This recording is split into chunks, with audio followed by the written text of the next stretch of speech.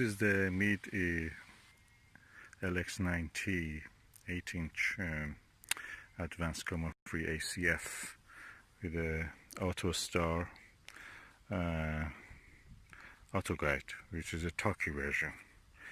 And now is doing I've leveled it using my mobile phone and also true north. It found the true north for me. I've attached the Velcro on the back of this and the side, so I can attach this if I want. I'm not going to use that thing for here. There's a clamp, and I'm not going to enter. There's no pointed. So it's searching now for the star Vega. Of course, I've not attached anything yet. No, as you can see, no back focal tube, no diagonal, no nothing else. Okay, I'm just letting it do its job. As you can see, this daylight, of course, you cannot see much. So I just say that I agree with it. That is a star Vega, and I'll let it go now for the star Capella. And he's looking now for the Capella.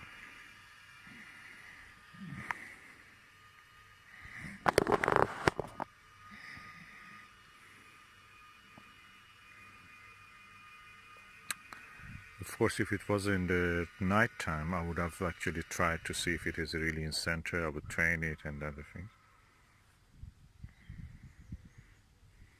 It's correcting itself. Okay, so I can now press enter if you see it. Of course, I cannot see the Capella at this time of the day. The sun has just set, so it's not visible. But let's just say enter. I agree with it. So now align successful. Object. Okay. I want to see the object. So let me see what object it has. Press the enter object, and now it goes to solar system. And I say again enter, and this goes to all the objects in the solar system that are in the library of this. So Mercury, no. Oh, sorry, I have to go here actually. It's a weird system. Mercury, Venus, you have to press this and this. Venus, Mars. I'm testing it just to see Jupiter. Jupiter must be around somewhere in the horizon, above the horizon. So I enter. It must be in that direction somewhere. If it goes into that direction, that means it's working. So I enter. It's calculating. It's giving me some information about it.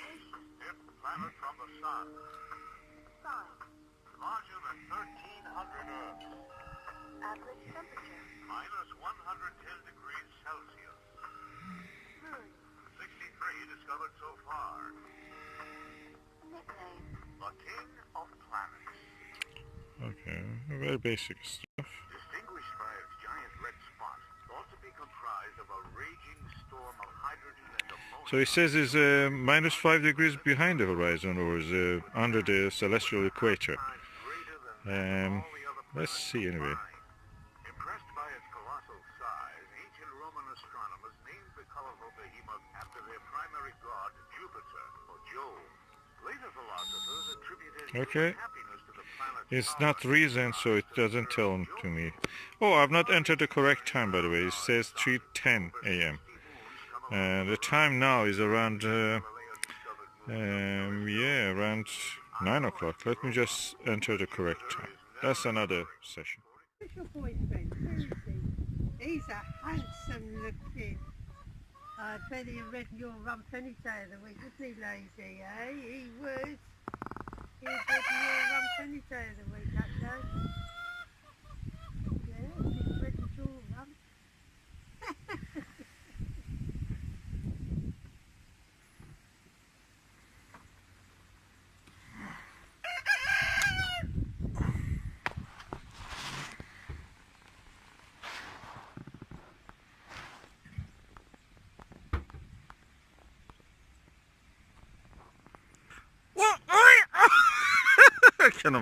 I lost my voice.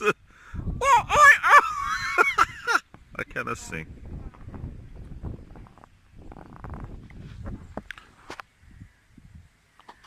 He understood that I'm not a threat to him.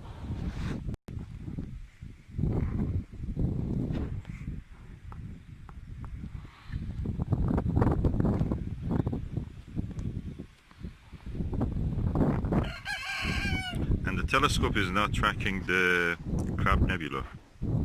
During the night, or as they said, during the war, last night, it couldn't find any object correctly. Now during the days, every object is finding correctly. Well, anyway, we try tonight. Tonight it will be clear skies.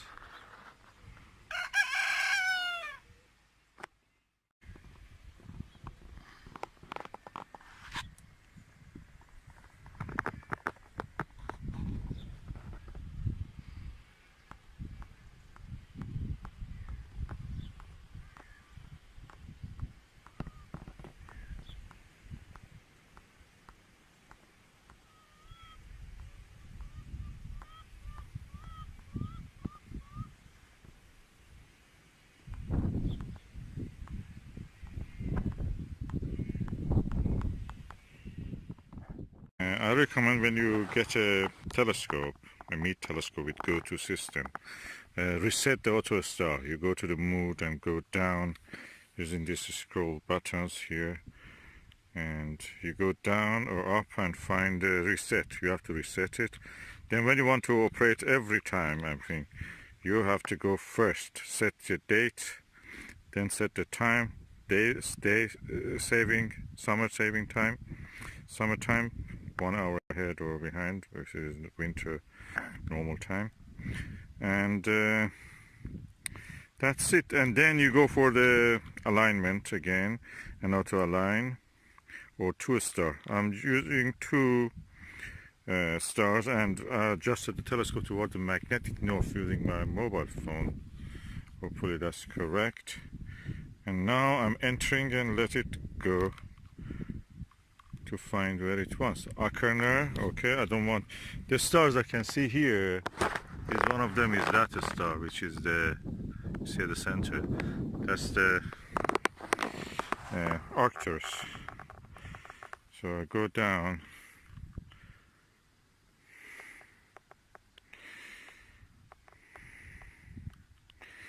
to find the Arcturus.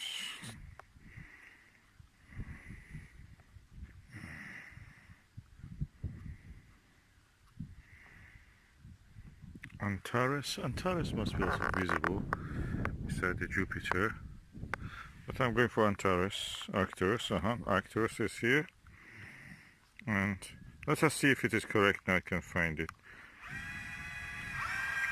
Okay, it's turning toward the right direction. Let me turn on the flash so you can see.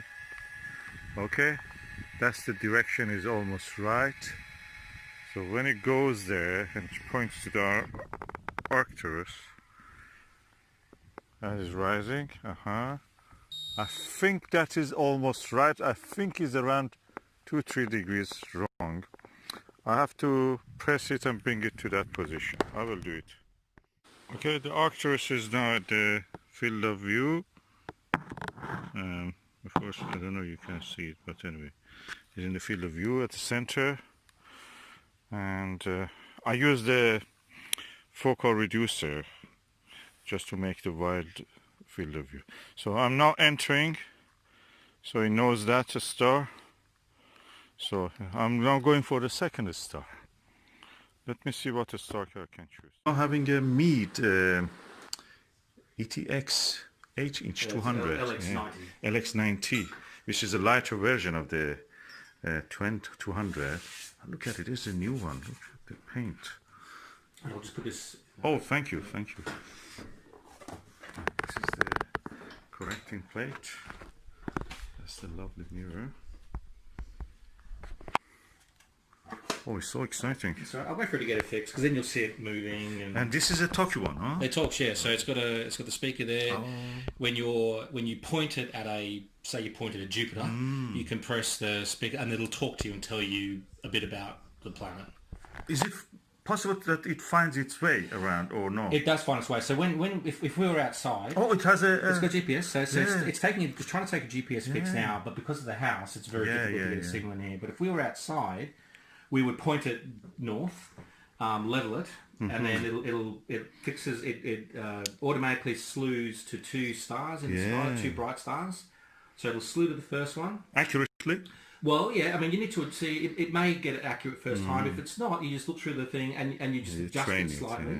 So you adjust it slightly, then you tell it to go find the second star, and if you need to adjust it again, you do, and then it knows exactly where it is. So then you can just say, go to Saturn. Just a question. It has a 2-inch tripod, I see. Is it possible to put it in the windowsill and without the tripod, just put it in the windowsill to have a look? Yeah, I think you could.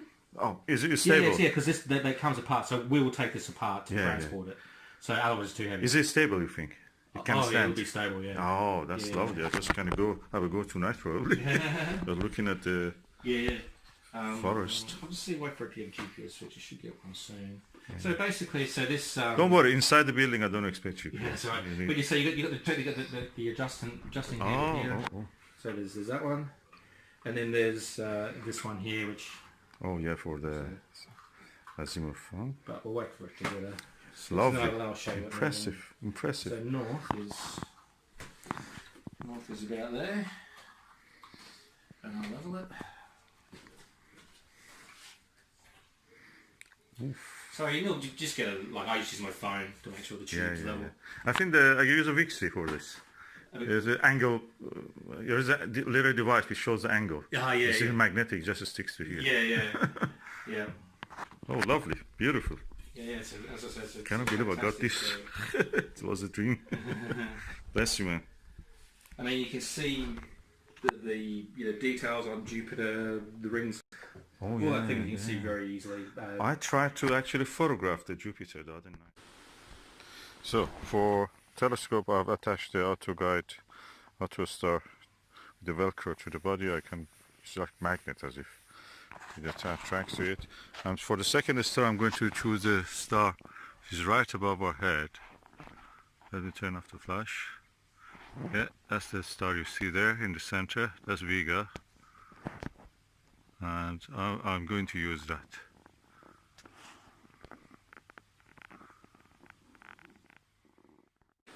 I've not chosen the star Vega. The easiest way is not to go alphabetically A, B, C, D in the name of the first letters of the stars. Go upward, scroll upward and reach from the end to the beginning. So I'm now going to enter this, and telescope will start to slew toward the target, as you may be able to see.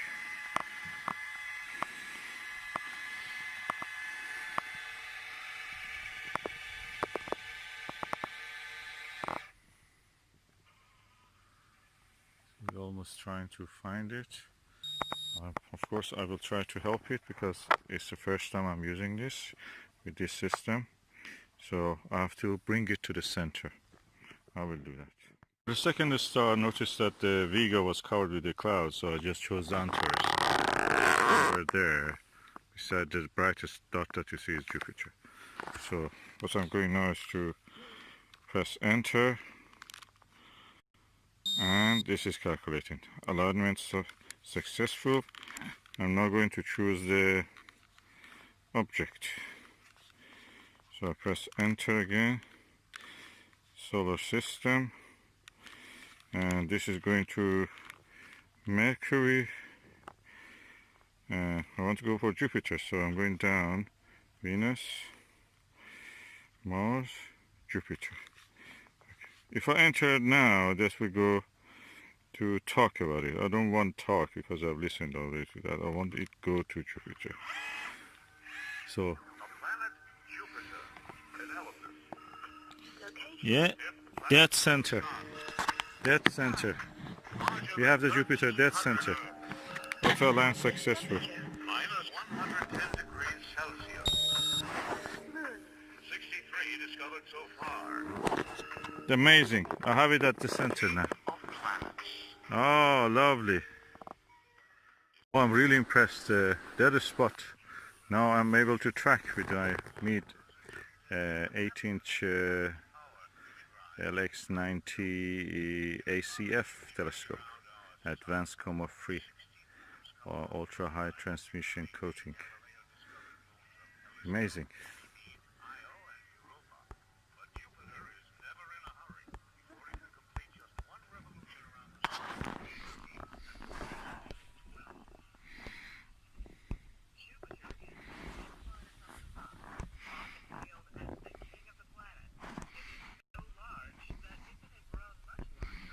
That's amazing.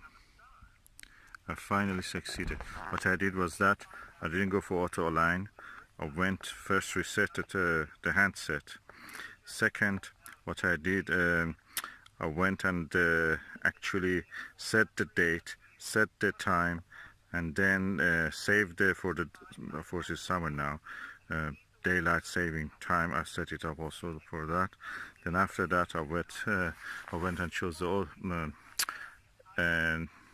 compass alignment. I used this compass by the mobile phone. There is an app for that. Leveled it with the app also. And then I asked it to go and find 2 stars for me, 2-star method. Instead of the easy way, I went for the 2-star method. The star, one of them was Arcturus, the other was Antares, and it really did the job well. And now after that, I went to Jupiter, and now I was listening to Saturn. Now I'm going back to Jupiter again.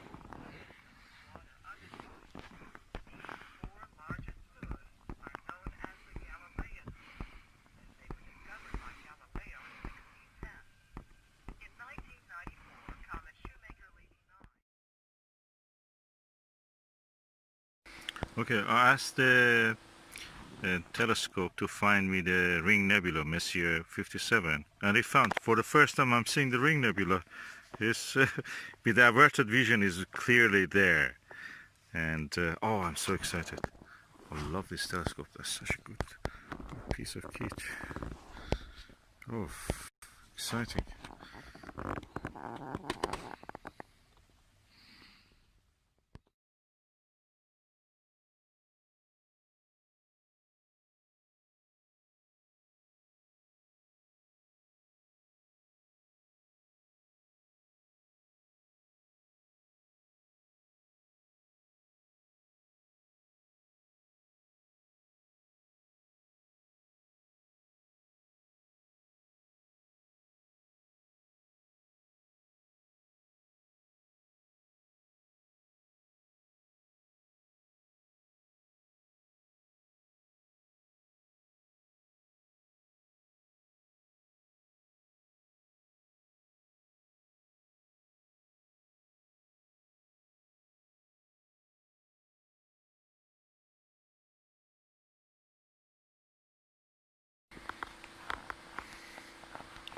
Okay, what is important is that not just centering them, is tracking them. That's very important. So I may later try to do some astrophotography. I'm just learning this system, how it is, and I'm really enjoying it. I'm now watching the M22, the globular cluster in the Sagittarius, which is somewhere there.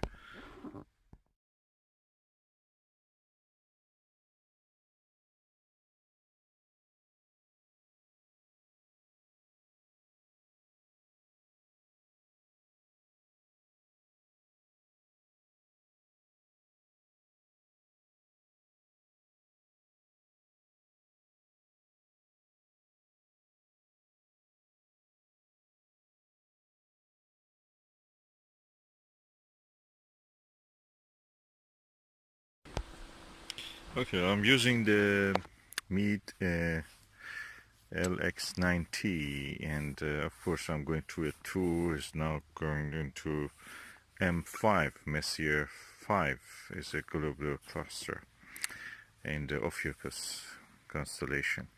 What I was noticing is that when I was using this is that when I need to, when you want to look through the eyepiece, you need to hold your hand somewhere and just be sure that you can keep your head at a good distance from the eyepiece. So these handles come useful, very good for that. I always wondered, because they are not good for carrying or lifting the telescope. For that, I don't think they have done a good design. It's not clear where you have to hold it to lift it. These ones are not really for lifting. But anyway, you can use it, but they're not designed for that. I think the design is just for holding it when you're observing. And it's very sturdy, actually. When you hold it, no vibration in the eyepiece. That's amazing. I love this setup.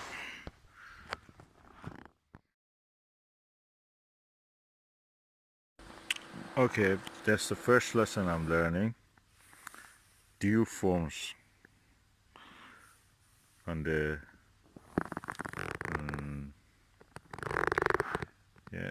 corrector plate of the telescope. So that's what is affecting the view. I was noticing that I cannot see the fuzzies after a while. So I have a dew shield, but I have to buy a heated one just to heat. That's a dew shield with a heat, but I didn't have the heat adjustment part of it. So that is the next thing I will get. So you can see a close-up of the dew here. So at the moment I'm packing up and then leave, go to sleep. It's beautiful, nice experience, loved experience. I really love this purchase of this telescope. It's really the best thing I've ever done.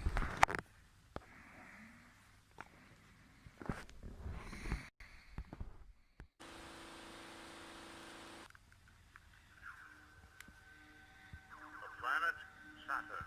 Analysis.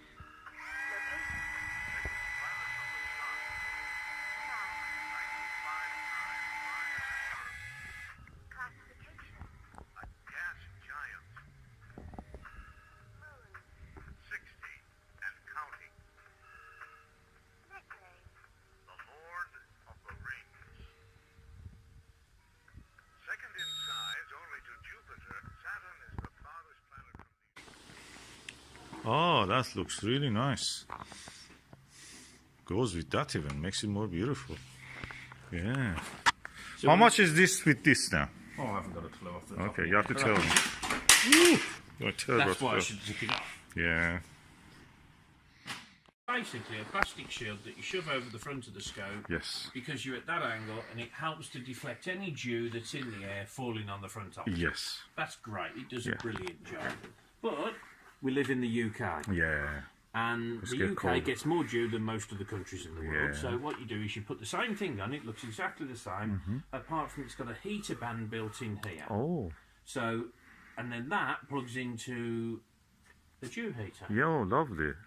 And the dew heater, this kind of connector, Yeah. goes to the Yeah, and Connector. if you follow me around here, I'll show you a myriad of different dew controllers. Oh. Basically, that plugs into there, and you use that to decide how much heat you're going to put through that. Okay. It doesn't go on the actual telescope No. itself, or my. Yeah, this is the only problem with buying one with a heater. Oh. In order to use the heater, you have to then buy one of those. Okay. How much is that?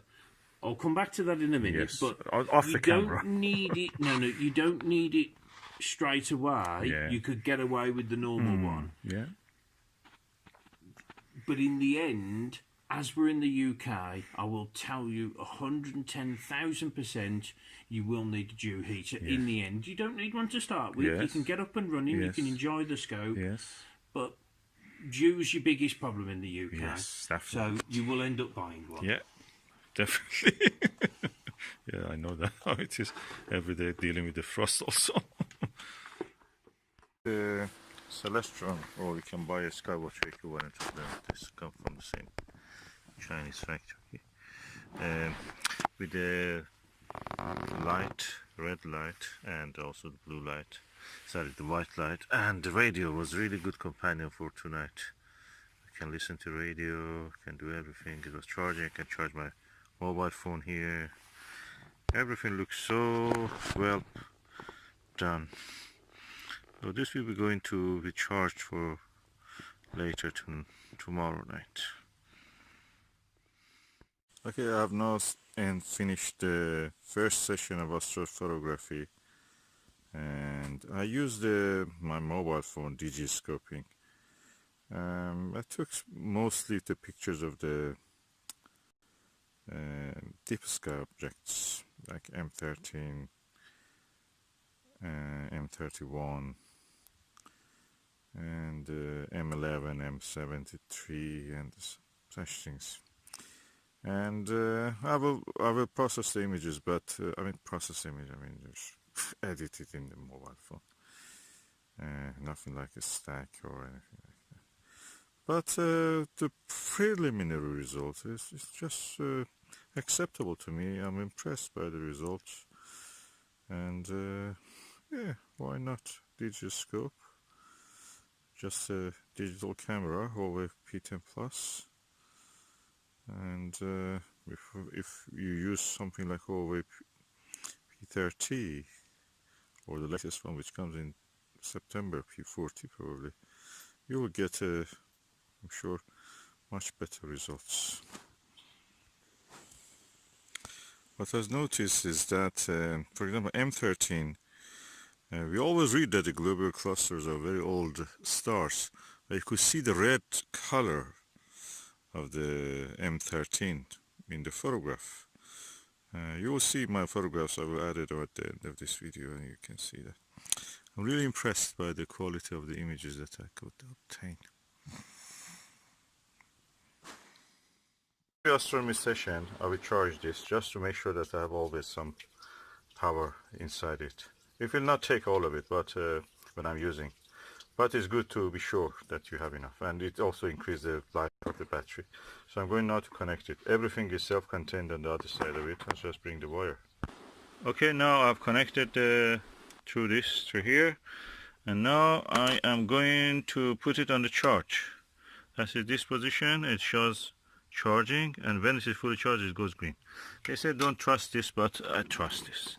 I think somebody wants to sell me some other products there. So this will be ready. We're going to hopefully tonight, and we have another session of astronomy. It will be not cloudy again. Okay, I have now finished my session of observation with the Meade LX90 Advanced Coma-Free Telescope. What I will do to cover it, if I want to keep it on setup.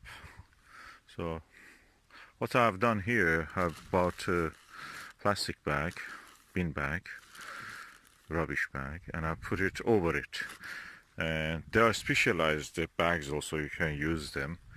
And they're costly. They cost anything from £100 to something around that, a little bit more or sometimes less.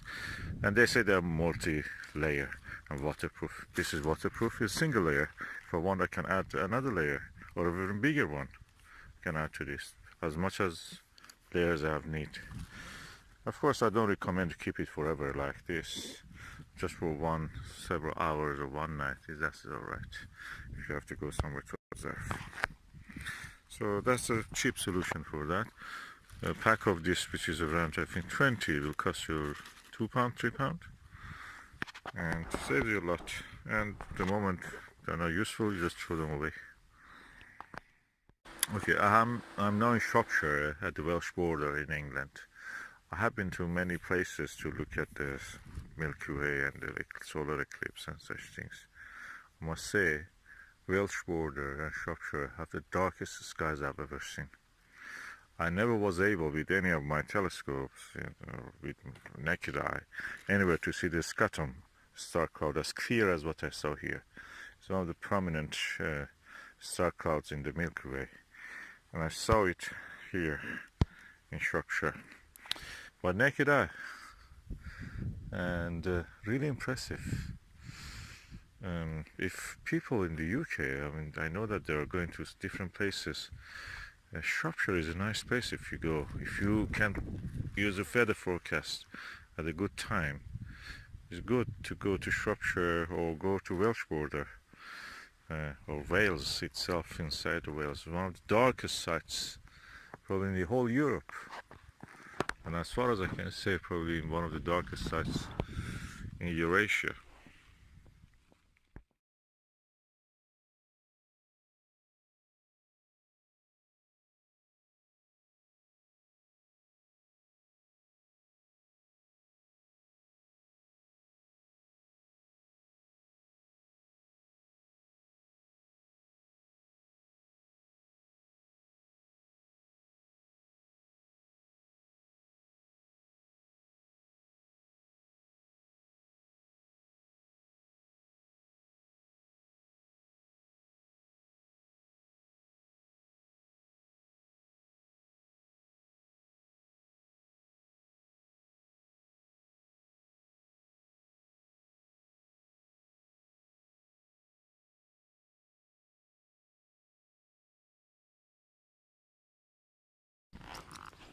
Okay, I had a visit to the mill which is there.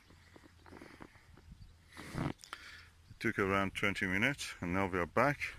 Most of the condensation has gone, so it worked. Beautiful telescope, I love it. That last night we had a lovely view of the sky. Everything I pointed I could see. And the Milky Way is amazing here. I think this is one of the darkest lights in the world probably. Because in Wales and Welsh border there is not much people. And there is not much light. So it's amazing what you can see here.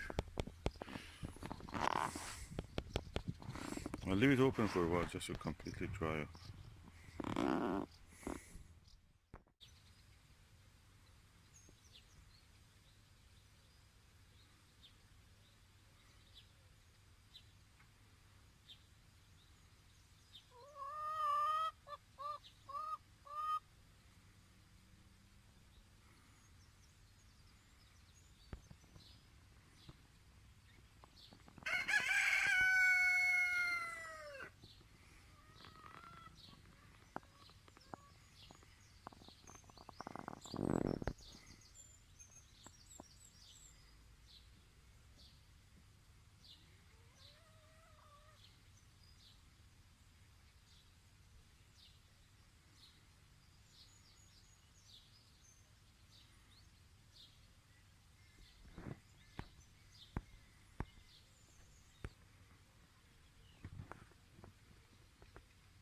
It is early morning. As you can see, the dew from last night is yet there because I put the cap and then covered it with the plastic cover.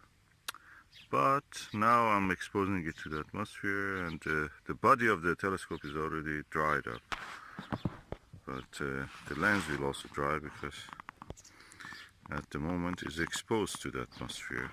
Last night I covered it with a cap. So you can see it's starting to move from the evaporation of the dew, from where the secondary mirror is there.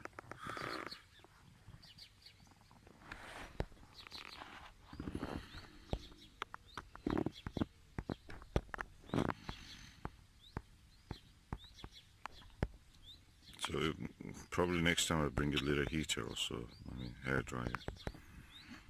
But the best thing is to have a device, even I can build it myself, is a Constantan or Nichrome wire with a little battery attached to it. So it just will heat it up. Even when you get a new telescope, sometimes you see that they have drilled holes there. This hole actually I know what is it for. It was for holding my Losmanti bar with two rings, and attaching to the ring was a 80 millimeter Orion refractor. Very good idea. But these holes, I wonder if I don't close them, the atmosphere will cause the dampening of the inside of the mirror, inside the tube. The air will go inside it, and gradually we will have buildup of the moisture, and moisture leads to the mold. I wonder, should I cover these holes? I will wait until a hot day, and the hot day when the moisture, everything coming out, hopefully, I will cover them with something. Even a blue tack may do that temporary. But I can clearly see this hole. Behind it is a secondary mirror and collector plate.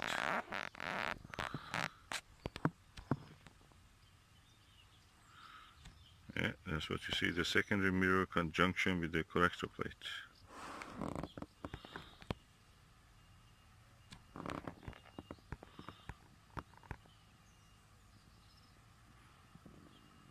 It's amazing how much debris you can see there, and they don't affect the viewing as much as you expect.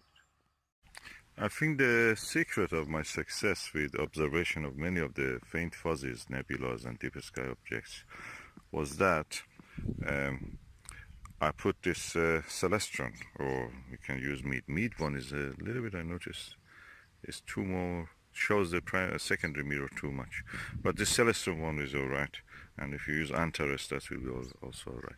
This focal reducer actually made the field of view wider. So when I'm looking at the faint fuzzies, which are, big, I mean, it can be up to 2-3 degrees in the case of the Andromeda galaxy. If you look at with a narrow field of view, you will not see the contrast between the darkness of the sky and the brightness of the faint fuzzies. So this actually increased the field of view, and I could discern them against the background of the sky. And I think that was the secret for that. This was really good. Get a focal reducer to use with. Of course, you can remove this if you want to. For planetary viewing, it probably is better to remove it, or use a Barlow or a low magnification lens, just to see the more details that is visible in the case of the planetary objects like Jupiter and Saturn, which are now in the sky.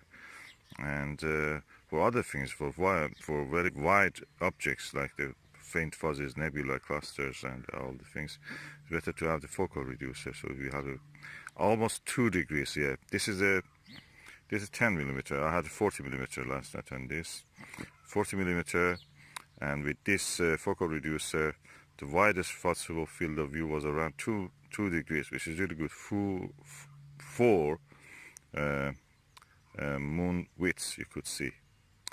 And that's the secret, I think, to using this comfortably with the good amount of the visibility.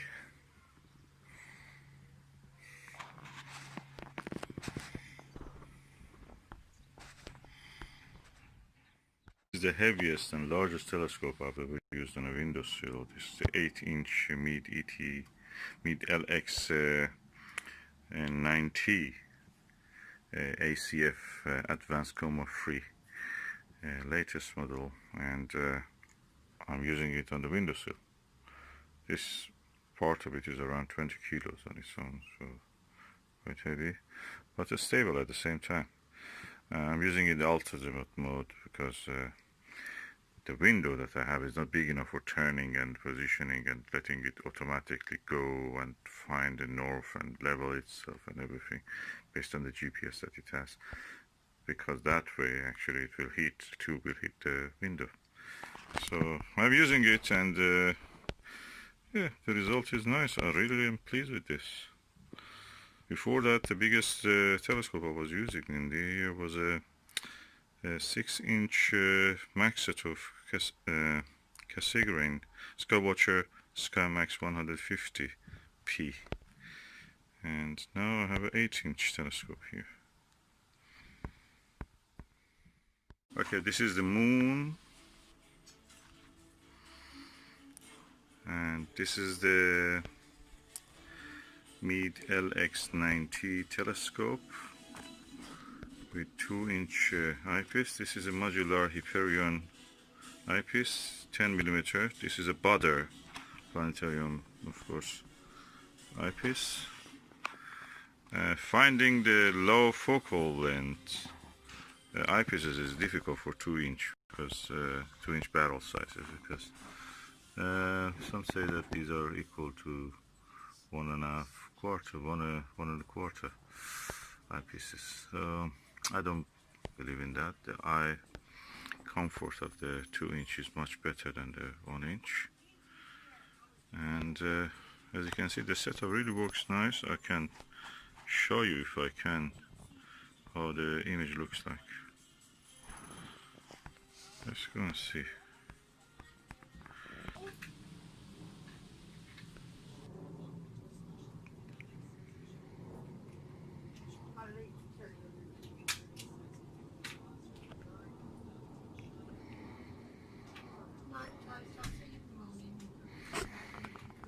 My hand is shaky, so I cannot really hold it. I have to use one of those camera adapters, but it's too late for this.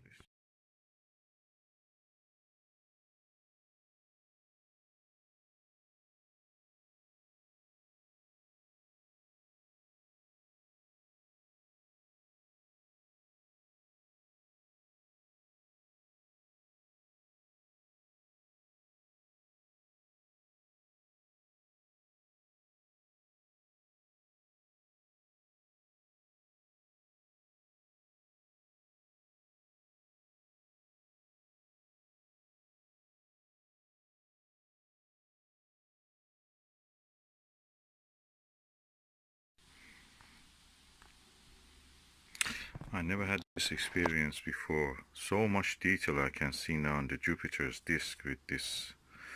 I wish I could show it properly, but my hand is very shaky. I cannot show it really as good as I wish. And yeah, it looks like photographs that you see everywhere that they are produced with CCD images and other CCD imaging devices, but with more detail. You know, it's amazing. Great Red Spot is there. It's beautiful. And that is the moon. That faint dot is the Jupiter, and I can see the great red spot and all the details, all the blue patches and everything, blue green patches. With this other Hyperion 10 millimeter 2-inch modular eyepiece. Everything here is Butter except the telescope, which is the Meade.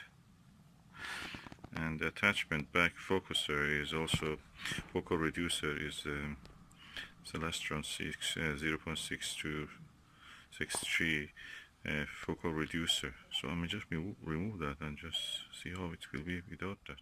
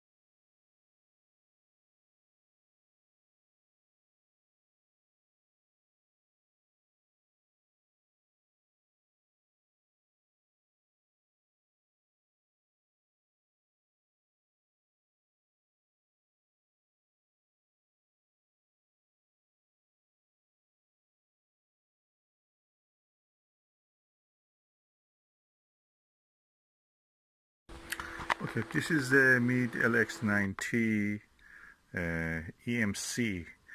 I bought it from ENS Optical in Birmingham, a guy called Steve. And I really regret I paid £950 for this. And I got this one, is a LX90 ACF Advanced Comma-Free. I bought it from eBay, £520. And I'm looking at the Saturn at the moment, which is somewhere in that dark. And I was wondering why when I look at this, it's just so unclear. It's just fuzzy, it never comes to focus. I'm using the same, detach this back focus with the diagonal and the ortho eyepiece, and I use also this for targeting, the Fossil 40mm Astro Revelation.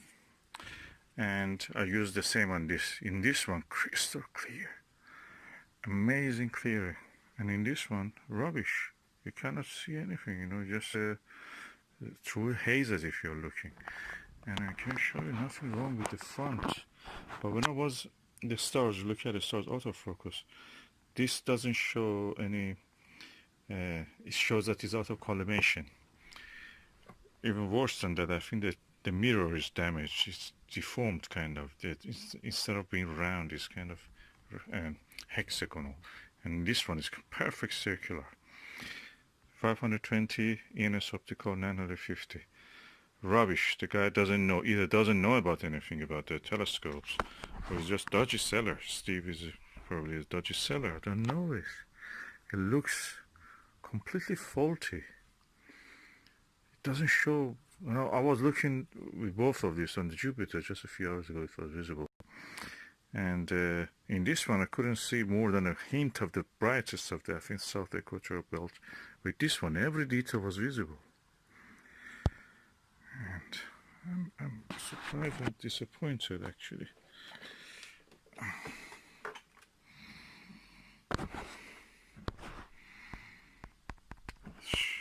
ENS Optical, I don't think they really know anything about the optics, or they don't care about the customer or anything like that. I don't feel that they really care. They get anything that's from eBay, they buy it and they sell it as it is. They don't do anything. I saw that. I have a video, you can see that how with a dirty cloth he was actually scratching this corrector plate, you know, as if cleaning it, but nothing more than vandalism. So, difference between an honest eBay seller, individual home seller as you can call it, and this is a ANS Optical, a company who buys everything.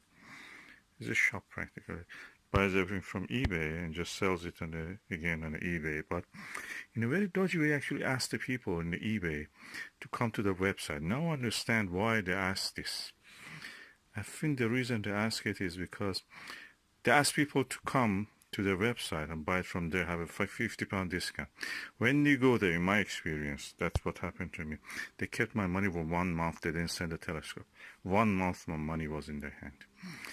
And you don't have that vulnerability when you shop from the eBay, because practically within the 28 days they have to send it. Otherwise, you can just go and cancel it.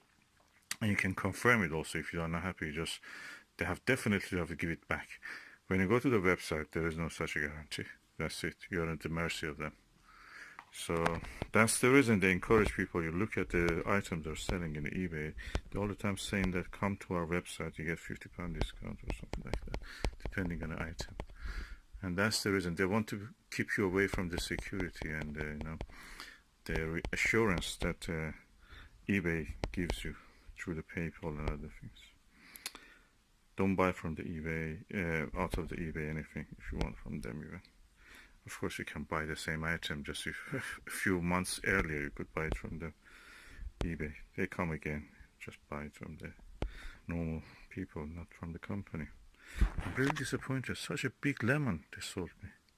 £950 I paid for this. It's rubbish. Optically rubbish. It's optically a lemon, just nonsense, bad optics. Don't know what they have done with it, but the way that I saw the handle, the corrector plate, it talks a lot. Don't buy from ENS Optical. By the way, I forgot this one that I bought from the ENS Optical.